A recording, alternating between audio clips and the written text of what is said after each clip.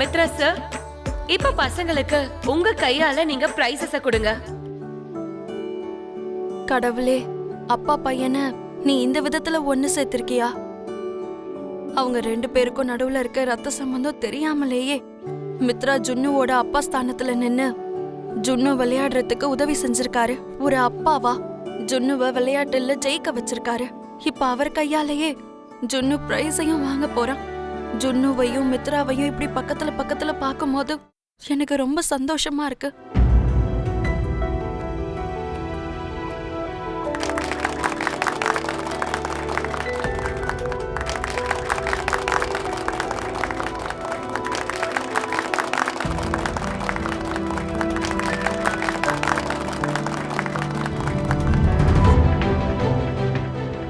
அடுத்ததா அரவிந்தா மாலினி அவர்கள் கொடுக்கும்படி கேட்டுக்கொள்கிறோம்.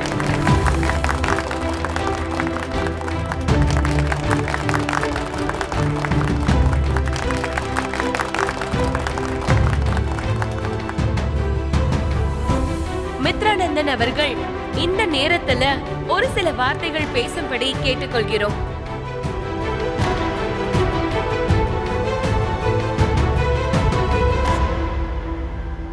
பசங்களுக்கும் அவங்க அப்பா அம்மாவுக்கும் இடையில ஒரு அழகான பிணைப்பு இருக்கு.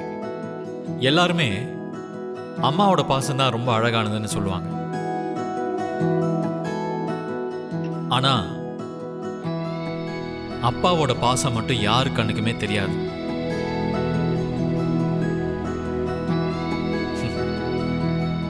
அம்மாவோட பாசம் பசங்களுக்கும் இந்த உலகத்துக்கும் தெரியும்.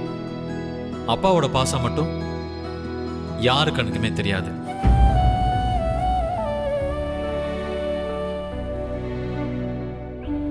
அது எவர சிகரம் மாதிரி அப்பாவோட இதயத்துல மட்டும் நிலைச்சு நிற்கும்.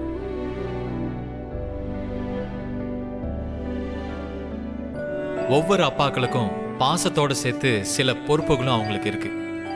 அதனால்தான் அப்பாவோட பாசத்துல ஒரு கண்டிப்பு இருக்கும், ஒரு பிடிவாதமும் இருக்கும். அதுல எரிச்சலும் இருக்கலாம், தொந்தரவும் இருக்கலாம். அதை புரிஞ்சுக்கிட்ட பசங்க கண்டிப்பா யாரும் தொட முடியாத அளவுல ஒரு உயர்ந்த இடத்துல இருப்பாங்க. Happy father's day to all fathers.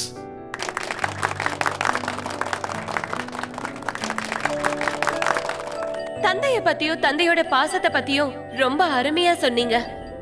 Thank you so much Mithranandan sir. Lucky, 2 prizes win பண்ணிருக்கல, உன்னோட ஃபீலிங் எப்படி இருக்கு? எல்லாருக்கும் வணக்கம். நான் என்ன சாதிச்சாலும் எவ்வளவு வெற்றி அடைஞ்சாலும் அதுக்கு காரணம் எல்லாமே எங்க அப்பா தான்.